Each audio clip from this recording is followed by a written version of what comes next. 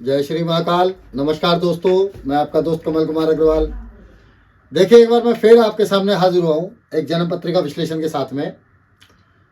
विश्लेषण दोस्तों ऐसा कि जो आप भी सोचने पे मजबूर हो जाएंगे, भाई ऐसा कोई क्यों कर सकता है या क्यों करता है। ये जन्म पत्रिका दोस्तों मेरे पास आई है। इस जन्म पत्रिका के लिए एक ही सवाल है, सौतेलापन, या इसको कहते हैं दो स्त्री योग। हम इसको यही बोलेंगे, दो स्त्री योग। ये मेरे पास जन्म पत्रिका आई। आप लोग आकलन कर सकते हैं, आप लोग सीख सकते हैं। और आज हम इस जन्म पत्रिका से ये देखने की और समझने की कोशिश करेंगे कि जातक क्यों, किस प्रकार से अपने स्पाउस, अपने वाइफ को धोखा दे सकता है या अपने घर वालों को धोखा देता है। दोस्तों, जन्म पत्रिका में एक ही सवाल है। इन भाई साहब ने शादीशुदा होने के बाद भी बगैर बताए चुपचाप दूसरी स्त्री से शादी की, किसी को कानो कान खबर नहीं लगने दी। लेकिन जब खबर लगी तो ये भाई साहब उल्टा उनको धमकाने लगे जिसकी कोई गलती नहीं थी। और इसका हम खोजने की कोशिश करते हैं, सीधा सीधा मुद्दे पे आते हैं। जो नए दर्शक हैं, जो नए दोस्त हैं, चैनल लाइक करें, शेयर करें, सब्सक्राइब जरूर करें दोस्तों, और अंत तक देखें। विश्लेषण अच्छा लगेगा ऐसा मुझे लगता है। दोस्तों, धनु लगन की पत्रिका, धनु लगन दुस्वभाव लगन। मैं अपने सभी दोस्तों को ये बताना चाहूँगा कि जो दुस्वभाव लगन होती हैं या दुस्वभाव राशि होती हैं, उनका खुद का स्वभाव भी दो स्वभाव होता है। जैसे घर में कुछ और बाहर कुछ। हालांकि धनु लगन गुरु की लगन है, तो ज्ञान बहुत अधिक होता है, समझ बहुत अधिक होती है, जानकारी बहुत अच्छी होती है। अब इनको क्यों नहीं है, वही तो देखना है कि धनु लगन और लग्नेश अष्टम में, हालांकि उच्च राशि में दोस्तों गुरुदेव बैठे हैं, लेकिन अष्टम भाव में कोई ग्रह जाएगा तो मुझे लगता है कि परेशानी तो होगी। केतु के साथ चांडाल दोष, तो लग्नेश का अष्टम में जाना समझ को कमजोर कर दिया, ऐसा मुझे लगता है। दूसरा दोस्तों, लगन में शनिदेव। शनिदेव जो कि कोई काम टाइम पे होने नहीं देते, हर काम में दिक्कत, हर काम में विघ्न, बाधा, परेशानियां ये देते हैं। लेकिन शनि दोस्तों संबंध विच्छेद ग्रह भी है। संबंधों को खराब करना शनि का काम है, या उनकी दृष्टि ही ऐसी है, हम ये कह सकते हैं। शनि खराब नहीं होता, शनि की दृष्टि खराब होती है। शनिदेव दोस्तों लगन में बैठे हैं, सप्तम भाव को देख रहे हैं, और आप यकीन करें पहली वाइफ इनकी बहुत अच्छी है, बहुत समझदार है। तो सप्तम भाव पे शनिदेव की दृष्टि। अब इसके साथ साथ दोस्तों एक चीज और देखने को आपको मिलेगी, पाप कर्तृदोष सप्तम भाव को।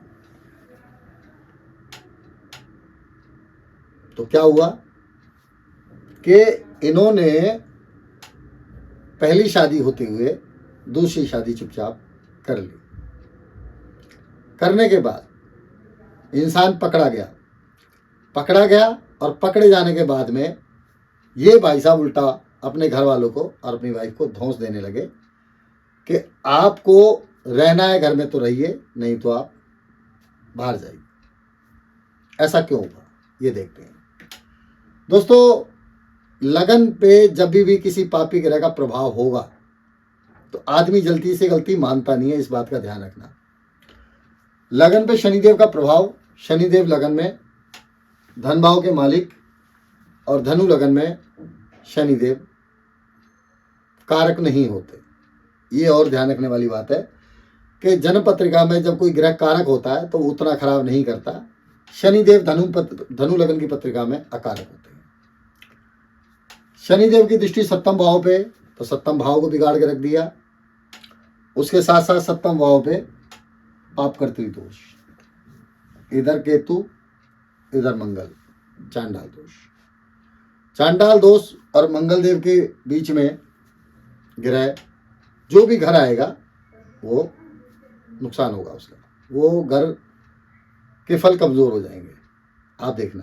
उसके साथ साथ दोस्तों सप्तमेश, सप्तमेश 12वें घर में, वो भी शत्रु राशि में शुक्र के साथ में। दोस्तों शुक्र और मंगल एक ऐसे ग्रह हैं, अगर ये राशि परिवर्तन करते हैं तो ये भोग की तरफ लेके जाते हैं, इंसान को बड़ा शौकीन बना देते हैं। उसे कोई फर्क नहीं पड़ता कि उसके बच्चे कितने हैं, या उसकी वाइफ घर में इंतजार कर रही है, या माता पिता का क्या होगा, या समाज उससे क्या बोलेगा, उसे इस बात से कोई फर्क नहीं पड़ता, वो सिर्फ भोग जाता है। मंगल की राशि में शुक्र, मंगल शुक्र की राशि में, ये भी एक्स्ट्रा मैरिटल अफेयर की तरफ इशारा करते हैं। अब ऐसा नहीं होता कि एक ही चीज को हम लेके बैठ जाएंगे तो वो सब पत्रिकाओं में काम करता है, ऐसा भी नहीं होता। लेकिन शुक्र की राशि में अगर मंगल होंगे या मंगल की राशि में शुक्र होंगे तो एक्स्ट्रा मैरिटल अफेयर हो सकता है, ये ध्यान रखने वाली बात है। फिर मंगल की दृष्टि शुक्र के ऊपर, शुक्र भोग के कारक, शुक्र पर स्त्री के कारक भी हैं, स्त्री के कारक भी हैं, पर स्त्री के कारक भी हैं, और विवाह के कारक भी हैं। अब समझने वाली बात है कि जिन्होंने मुझे पत्रिका भेजी उनका सिर्फ एक ही सवाल है, क्या ये जातक इनके मिस्टर इनको छोड़ तो नहीं देंगे? उस सवाल का हम जवाब ढूंढते हैं। तो दोस्तों हमें सवाल का जवाब लेना है और हम कोशिश करते हैं ईमानदारी से जवाब दे पाए। जातक की 2 शादियां हुई, जातक ने 2 शादी करी, उसका कारण मैंने बताया। सप्तमेश 12वें घर में और 2 पापी ग्रहों की दृष्टि जो कि एक शादी को तोड़ती है, इसमें कोई शक नहीं है। 7वें भाव पे पापी ग्रह की दृष्टि, 7वां भाव पाप मध्य, ये भी तलाक की तरफ लेके जाता है। लेकिन हमें एक चीज और ध्यान रखनी पड़ेगी कि जातक की राशि है तुला, तुला राशि। तुला राशि दोस्तों फिर से शौकीन बनाती है। तुला राशि वायु तत्व की राशि और शुक्र इसके मालिक, शुक्र मालिक और चंद्रमा तुला राशि में है, तो ऐसे लोग शौकीन होते हैं, वो इनको छोड़ेंगे भी नहीं और वो दोनों जगह रहने की ख्वाहिश रखते हैं, ऐसा मुझे लगता है। 2 स्वभाव लगन और तुला राशि का होना इस बात का सूचक है कि जातक काफ़ी रंगीन मिजाज है और उसका कहना यह है कि भैया मैं तो इसको छोड़ूंगा नहीं, आपको जाना है तो जाओ। अब इन बहन जी की समस्या यह है कि इनकी संतान है, उनका क्या हुआ, संतान का क्या हुआ? तो संतान भी बहन जी ठीक रहेंगी ऐसा मुझे लगता है, संतान को भी कोई प्रॉब्लम नहीं है। हालांकि सूर्य नीच राशि में जाके पंचम भाव को देख रहे हैं, लेकिन सूर्य पंचम भाव के कारक होते हैं, इसलिए मुझे नहीं लगता संतान को कोई तकलीफ आ सकती है। हाँ, आपके सवाल का जवाब ये है कि मुझे ऐसा लगता है कि ये जातक आपको नहीं छोड़ेगा। क्यों? क्योंकि नौवांश में स्थिति काफ़ी अच्छी नजर आती है इस जन्म पत्रिका को देखते हुए। नौवांश में सप्तमेश की पोजीशन काफ़ी अच्छी है, इसलिए मुझे लगता है कि इन्होंने 2 शादियां करी, वो ठीक है, लेकिन वो आपको छोड़ देंगे ऐसा मुझे नहीं लगता।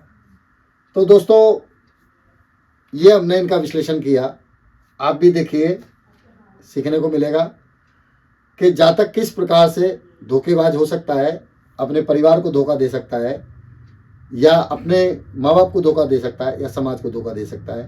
हालांकि ये इनका पर्सनल मैटर है, लेकिन फिर भी देखने और समझने वाली बात और सीखने वाली बात यही है कि ऐसा क्यों हुआ। उस क्यों का जवाब हमने ईमानदारी से देने की कोशिश की। कैसा लगा विश्लेषण बताइए, कमेंट बॉक्स में लिख सकते हैं। कुछ आपको नज़र आता है तो आप बताइए, आपका स्वागत है।